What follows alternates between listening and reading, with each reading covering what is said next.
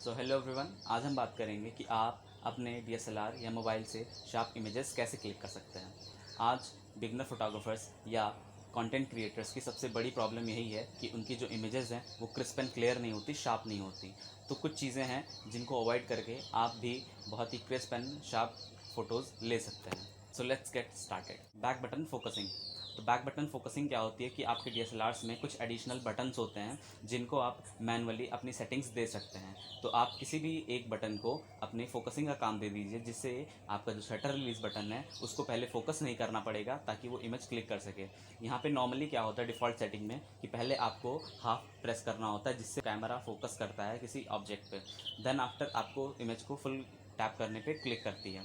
तो यहाँ पे अगर आप बैक बटन फोकसिंग का यूज़ करेंगे तो बैक बटन से आप फोकस करें और अपने शटर रिलीज बटन से इमेजेस को क्लिक करें। तो यहाँ पे आपकी जो इमेजेस हैं वो बहुत ही क्रिस्प और क्लियर आएंगी। हमेशा सिंगल पॉइंट ऑटो फोकस का इस्तेमाल करना, ये बहुत ही अच्छी टेक्निक है जिससे आप अपनी जो इमेजेस हैं वो बहुत ही क्रिस्प और क्लियर ले सकते हैं, अपने डीएसएलआर्स को बहुत ही ईजिली फोकस करवा सकते हैं। इस टेक्निक में सबसे अच्छी चीज़ ये होती है कि आप किसी भी एक ऑटो फोकस पॉइंट को यूज़ कर सकते हैं। जैसे आप अपने ऑब्जेक्ट पे फोकस करना है तो आप मैनुअली अपने पॉइंट्स को सेलेक्ट कर लीजिए और जब फोकस करने की चीज़ हो तो आप उसको एडजस्ट कर लें, रोल आउट कर लें, चाहे अपने बटन से जो भी है अपने जॉयस्टिक से आप उसको एक पॉइंट पे फोकस करेंगे तो वो बहुत ही क्विक फोकस करेगा और बहुत ही शार्प फोटोज़ कैप्चर करेगा। अपर्चर प्रायोरिटी या शटर प्रायोरिटी मोड का यूटिलाइज़ करना। यहाँ पे अपर्चर प्रायोरिटी या शटर प्रायोरिटी मोड को डिफरेंशिएट करने के लिए सबसे अच्छी चीज़ है कि अगर आपको अपने इमेजेस में डेप्थ ऑफ फील्ड की नीड है तो आप बिल्कुल अपर्चर प्रायोरिटी में जाइए और वहाँ पे शूट करिए। बट अगर आपको लग रहा है कि आपको एक मोमेंट को फ्रीज़ करना है तो उस कंडीशन में आपको शटर प्रायोरिटी को ज़रूर इस्तेमाल करना चाहिए। तो इससे जो होगी आपकी सेटिंग्स एडजस्ट बहुत ईजिली हो जाएंगी और आप जो इमेजेस हैं वो बहुत अच्छी और शार्प क्लिक कर पाएंगे। चौथी सबसे इम्पॉर्टेंट चीज़, शटर स्पीड।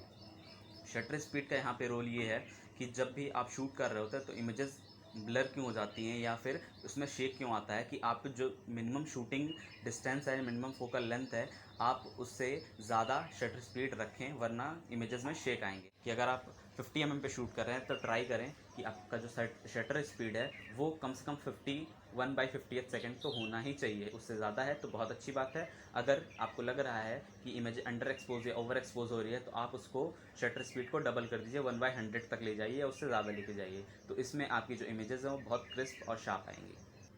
पांचवी सबसे इंपॉर्टेंट चीज़ कि आप कैमरा शेक को अवॉइड करें। कैमरा शेक को अवॉइड करने के लिए बहुत सारी चीज़ें आप यूज़ कर सकते हैं। आप या तो ट्राइपॉड का यूज़ कर लीजिए या फिर अपने लेंस में या डीएसएलआर में जो लेंस स्टेबलाइजेशन का मोड है आप उसको एक्टिव कर लीजिए।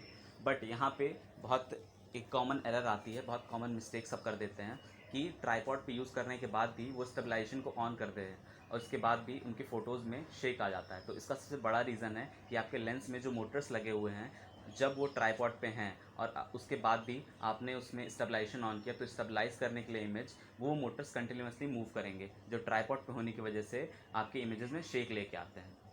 तो इस चीज़ को अवॉइड करने के लिए ट्राइपॉड पे कभी भी स्टेबलाइजेशन मोड ऑन ना करें। एक बहुत ही इंपॉर्टेंट चीज़ कि जब भी आप ट्राइपॉड पे अपना कैमरा यूज़ कर रहे हैं तो अगर आपको लगता है कि आपके प्रेस करने पे वो शेक करेगा तो अगर आप पोर्ट्रेट सब्जेक्ट को शूट कर रहे हैं, स्टिल सब्जेक्ट को शूट कर रहे हैं तो आप उसमें 2 सेकंड या 3 सेकंड का टाइमर लगा के शूट ज़रूर करें। तो इसके आपकी जो इमेजेस होंगी वो ब्लर नहीं होंगी। तो अगर आपको ये वीडियो इन्फॉर्मेटिव लगी हो तो प्लीज़ इसको लाइक करें और चैनल को सब्सक्राइब करें। Thank you.